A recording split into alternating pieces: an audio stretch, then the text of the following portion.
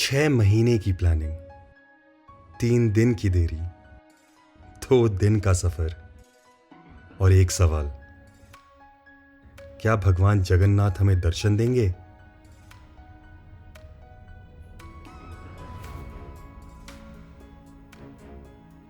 हर सफर की एक कहानी होती है और कई किरदार। इस सफर की भी थी। हमारे यहाँ बच्चे का पहला मुंडन प्रयागराज में होता है, संगम किनारे। अभी हम ये प्लानिंग कर ही रहे थे कि नवंबर में गांव में एक शादी पड़ गई जिसमें माँ पापा को जाना था। फिर आया एक छोटा सा ख्याल, जब सबको जाना ही है तो क्यों ना गाड़ी से चलें।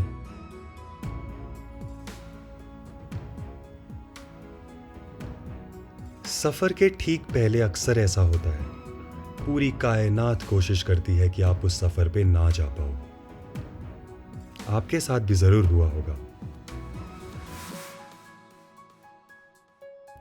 निकलने से कुछ दिन पहले सिम्बा बीमार पड़ गए और अचानक ये सफर एक प्लान से ज्यादा एक सवाल बन गया।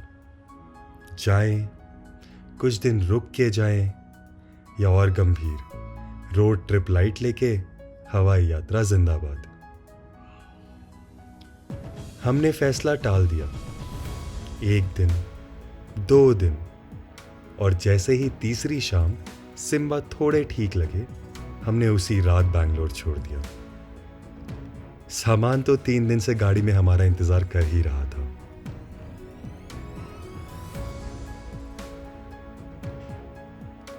हम रात 1 बजे निकल गए। निकलने का बेस्ट टाइम। दुनिया जब सो रही हो तब आप काफी दूर तक निकल जाते हो। तेज बारिश के बीच हमने बालाजी को दूर से ही नमन किया। सूर्योदय होते होते आंध्रा ने अपना सुनहरापन दिखाना शुरू कर दिया था।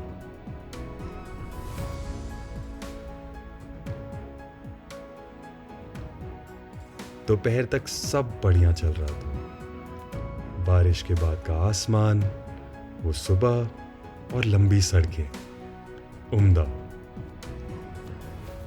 फिर सफर को याद आया कि वो भारत के हाईवेज पर हो रहा है। ट्रैफिक, कंस्ट्रक्शन और खाना ढूंढने की संघर्ष गाथा।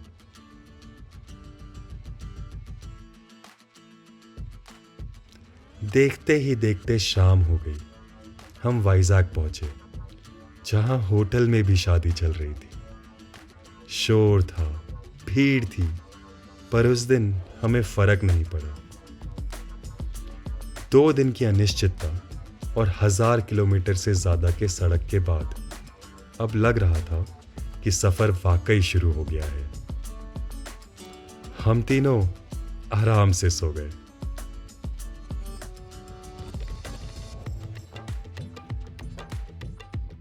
सफर का पहला सबक, बच्चे के साथ सफर प्लान करके नहीं होता। सुबह निकलने का समय आप डिसाइड नहीं करते। 6 बजे के प्लान डिपार्चर पर हम निकले 8 बजे, और ये पैटर्न लगभग पूरी ट्रिप भर रहा। वाइजैक की फेमस बीच रोड क्रॉस करते हुए हमने देखा कि शहर अभी जाग ही रहा था।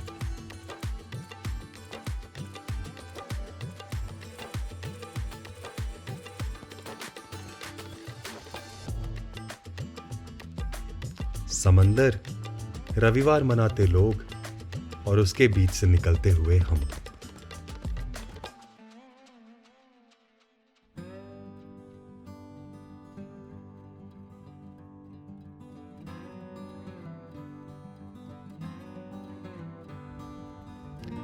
दो घंटे नाश्ता ढूंढते ढूंढते हम उड़ीसा दाखिल हुए। अचानक सफर का मूड बदल गया।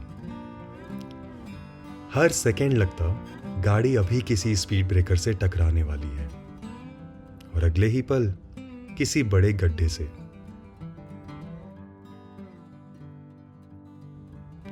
लेकिन सफर का नियम है, जहां दिक्कत होती है वहीं कुछ यादगार मिलता है। क्यों मार खा ली भाभी? म्यूजिक पे जो है अपना पैर हिला रहा है। आईएनएस चिल्का का बोर्ड दिखा और बिना कुछ सोचे हमने गाड़ी मोड़ दी।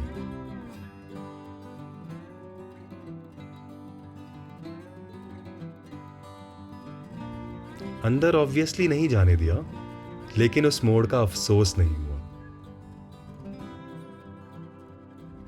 थोड़ा आगे बढ़कर हम पहुंचे पहली मंजिल पर, चिल्का लेक। बचपन से किताबों में इसका नाम पढ़ते आ रहे थे, एशिया की सबसे बड़ी खारे पानी की झील। पर इसका विस्तार पहली बार समझ में आया। दूसरा किनारा दिखता ही नहीं था और फैसला करना मुश्किल था कि ये झील है या समंदर। चिल्का के बाद अब सिर्फ एक मंजिल बची थी। गांव, छोटी सड़कें, ढलती शाम और उन सब के पार पूरी। चिल्का से निकल हम बढ़ चले अपने गंतव्य की ओर। दूर से इमारतों के बीच एक दो बार जगन्नाथ धाम की शिखर की झलक दिख गई और उस पल हमें संतोष आया। जिनकी एक झलक के लिए लोग कहां कहां से नहीं आते, वो भगवान आज हमें भी दर्शन देंगे। हम होटल पहुंचे, सिम्बा को कुछ खिलाया, खुद भी कुछ खाया और फिर बस कुछ देर कमर सीधी करने का ख्याल आया। लेकिन 2 दिन का सफर अपना हिसाब मांग रहा था। समय बीत गया, हम वहीं रहे और एक नया सवाल हमारे सामने था। भगवान के दर्शन कब होंगे, आज या कल सुबह?